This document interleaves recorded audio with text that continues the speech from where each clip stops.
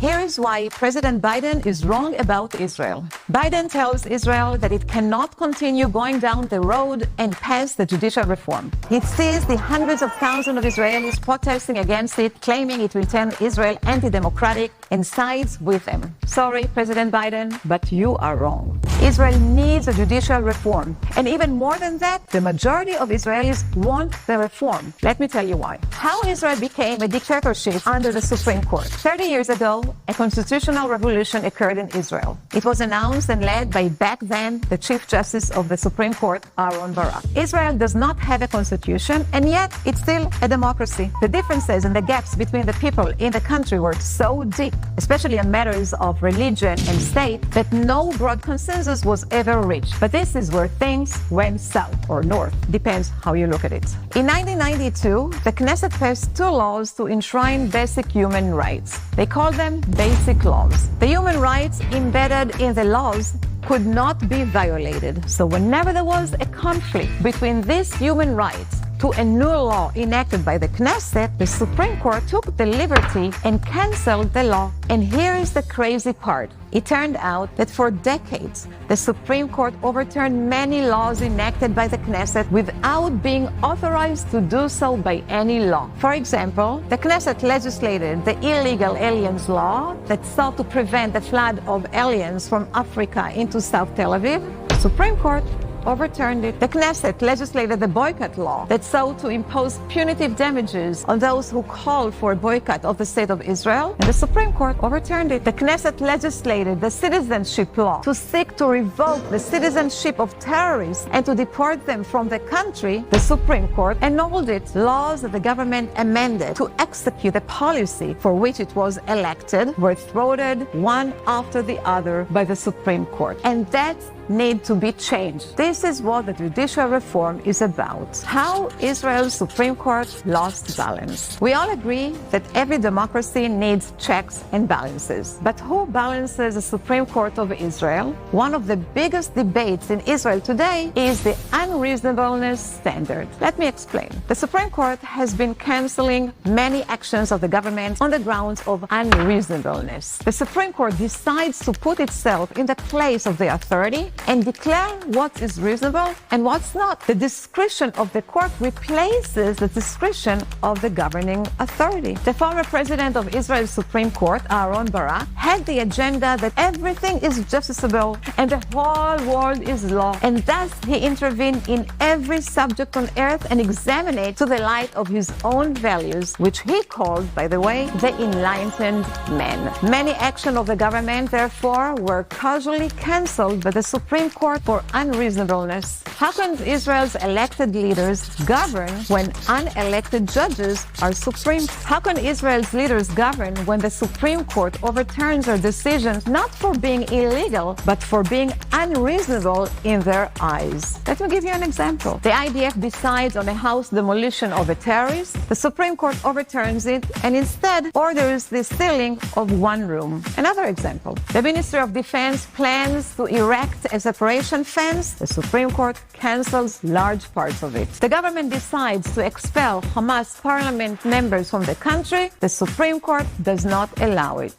The Supreme Court became the supreme ruler. Look, if the judges represented all sections of the population in Israel, so be it. However, the judges reflect only one narrow sector of the population: liberal, secular, leftist, anti-tradition. How they are all cut from the same material, you may ask? Very simple. Because of the way in which judges are appointed in Israel, which is a special committee to appoint judges. The committee currently consists of 9 members, 3 judges of the Supreme Court headed by the President of the Supreme Court, 2 ministers, 2 members of Knesset, 1 from the coalition and 1 from the opposition, and 2 lawyers representing the Bar Association. According to the committee's rules, every 3 members of the committee have a right of veto. The Supreme Court justice justices will ever vote together. Therefore, they will always have a veto power. Hence, judges selected those who share their same worldview. Judges in spirit, in their origin, and in the being of the other Supreme Court judges. Any attempt to introduce a judge that does not think like them was met with a strong opposition. Over the years, there have been repeated calls from among the government to change the status quo of self-appointed judges, with the court voting any government policy or legislation it doesn't see fit. However, the right never had power except now.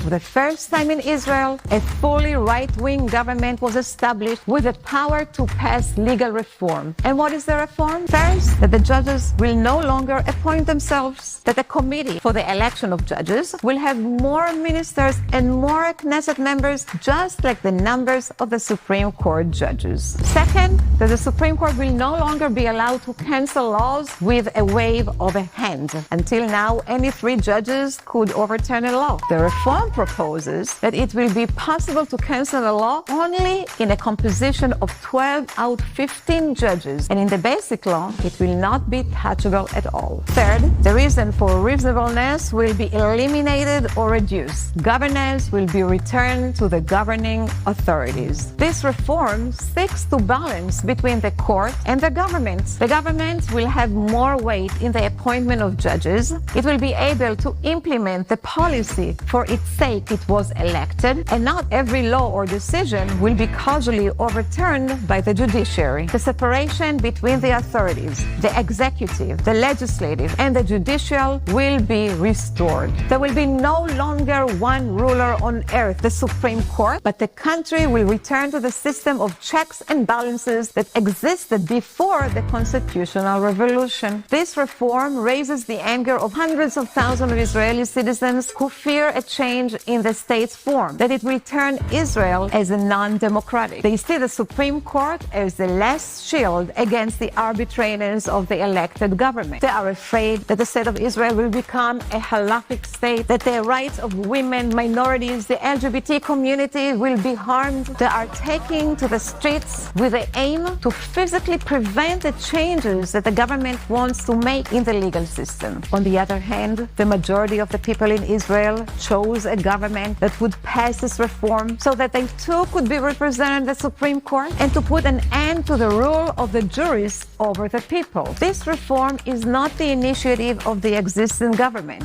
It was raised by all justice ministers in previous governments. There is a broad consensus among the Israeli people for the reform itself. The only question is how to carry it out. At the moment, the government in Israel has decided to stop the legislation in an attempt for a dialogue. If the parties find a way to agree, it would be the best. If not, the reform must pass for the benefit of the state of Israel to become a democracy again.